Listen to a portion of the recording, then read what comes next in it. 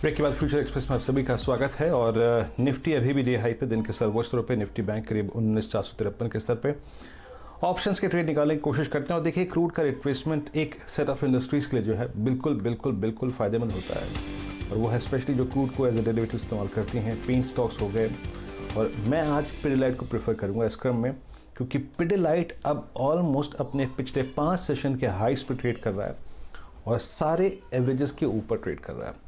इसमें स्ट्रेंथ है उसका, अगर आप देखें कोई कंपैरिजन नहीं है। पिडिलाइट फ्यूचर्स को अगर आप देखें तो इस वक्त इसके ओआई में लगभग 4% का बिल्डअप है इंट्राडे बेसिस पे। करीब 90,000 शेयर जुड़े हैं। मैं इसकी एक कॉल जिसकी बात करूँ चाहूँगा वो है इसकी 1540 की स्ट्राइक। वो पहले ही, अगर आप देखें, अभी मैं कितने में बात कर रहा था, मैं जब बात कर रहा था अप्रॉक्सीमेटली थी 37 की, अब ये हो चुकी है 44 की। Okay, 44 is slightly high. खैर, बात करते हैं, पहले डिफरेंट प्रोस्पेक्टिव्स बात कर लेते हैं। आपकी राय क्या रहेगी सर्वेंद्र? बहुत स्ट्रॉन्ग एडिशन, और बात करते करते आप देखें 1505 पे। पहली बात बताइए, ये पोजिशनल ट्रेडर के लिए ये स्टॉक कैसा है? ये 42 स्क्रीन पे है, और क्या करना चाहिए? इसका टारगेट क्या है? क्योंकि आप देखिए ना, अच्छा मूव सारे एवरेजेस के ऊपर पिछले 5 सेशन के हाइस को क्रॉस करता हुआ। आपको लग रहा है कि 1530 और उसके बाद करीब 1560 की पॉसिबिलिटी इस स्टॉक में बढ़ जाएगी, और ऐसे में फ्यूचर या फिर ऑप्शन के थ्रू इसको कैरी करना चाहिए on the long side?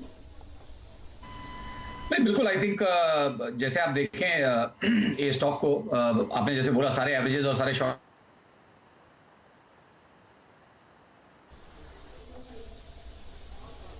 Strong stocks में है, जिसने अपना करेक्शन बहुत जल्दी पूरा किया और पुल बैक भी बहुत जल्दी। तो मेरा मानना यही है कि 1570 1580 तक के स्तर आप purely from the trading angle आप पिडिलाइट में ऊपर में आते हुए देख सकते हैं। और अगर आपका वो नजरिया है तो अगर आप ये स्ट्राइक कर भी रहे हैं तो आई थिंक अगर आप एक 32 रुपए के स्टॉप लॉस से इसको करें तो आई थिंक बिल्कुल एक ट्रेड बनता है ऑप्शन साइड में।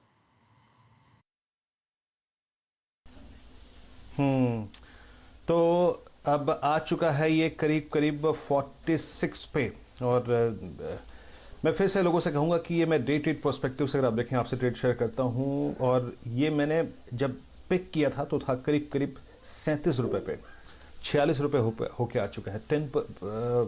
10 रुपये से ज़्यादा का मूव दे चुका है।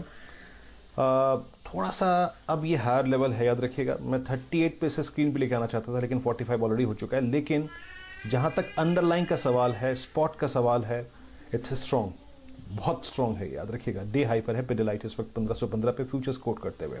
अच्छा, अब से कुछ देर पहले CNBC आवाज़ पे आपने कुछ और ब्रेकआउट्स की समरी में एक स्टॉक दिखा होगा, इन्फो एज पे बात कर लेते हैं। इन्फो एज जो है वो ट्रेड कर रहा है इस वक्त करीब 2491 पे। ये एक और स्टॉक जिसको शायद मैं रखना चाहता था। सर्वेंद्र प्लीज़ देखिएगा, 2491 डे हाई पे कारोबार कर रहा है। एग्जैक्टली सेम रेप्लिका है, अगर आप देखें ये जो मैंने अभी रीड किया ना पिडिलाइट, उसका एग्जैक्टली रेप्लिका है।